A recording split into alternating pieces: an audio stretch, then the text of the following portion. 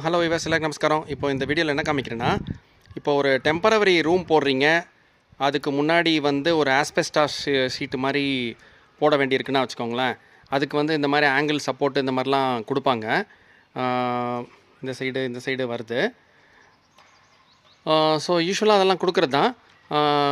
Suppose அந்த அந்த angle post வந்து நம்ம தரைக்குள்ளே வந்து சப்போர்ட்டுக்காக இந்த மாதிரி புதைச்சிருப்போம், சப்போர்ட்டுக்காக நிற்கணும் அப்படின்ட்டு.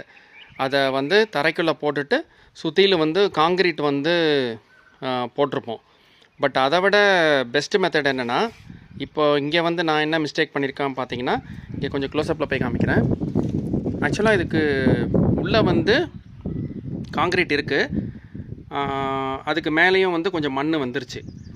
ஸோ இப்போ வந்து அது மேலே மண் வந்துச்சு. இப்போ மேலே வந்து இந்த ஆங்கிளுக்கு வந்து பெயிண்ட் அடிச்சிருக்கோம். என்ன தான் பெயிண்ட் அடித்தாலும் அந்த கீழே இருக்கக்கூடிய காங்கிரீட் உள்ளே இருக்கிற கொஞ்சோண்டு போர்ஷனும் வெளியில் கொஞ்சம் தெரியுது பார்த்தீங்களா, அந்த மண்ணில் படுது இல்லையா, அதை வந்து தடுக்கிறது கொஞ்சம் அதாவது அதை அரிக்கிறது தடுக்கிறது கொஞ்சம் சிரமந்தான்.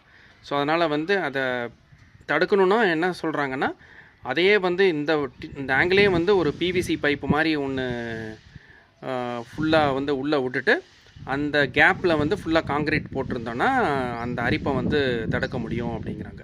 ஸோ இது வந்து இப்போது இந்த மாதிரி பண்ணியாச்சு. அப்போ சரி, டெம்பரரி ரூம் தானே அப்படின்ட்டு. ஸோ இந்த மாதிரி பண்ணுறதுனால நான் அப்படியே கொஞ்சம் கொஞ்சமாக இந்த மண்ணில் இருக்கக்கூடிய பைப் வந்து இந்த க்ளோஸ்அப்பில் காமிக்கிறேன் பாருங்கள். அது உள்ளே வந்து ரெகுலரு, மேலே வந்து ஒயிட் பியூர் ஒயிட் பெயிண்ட் அடிச்சிருக்கோம். ஸோ அது கொஞ்சம் கொஞ்சமாக அரிச்சு என்ன ஆகும்னா அது அப்படியே போயிடும். ஸோ இதுதான் வியூவர்ஸ், இது கொஞ்சம் பார்த்துக்கோங்க. ஓகே, தேங்க்ஸ் ஃபார் வாட்சிங். பாய்.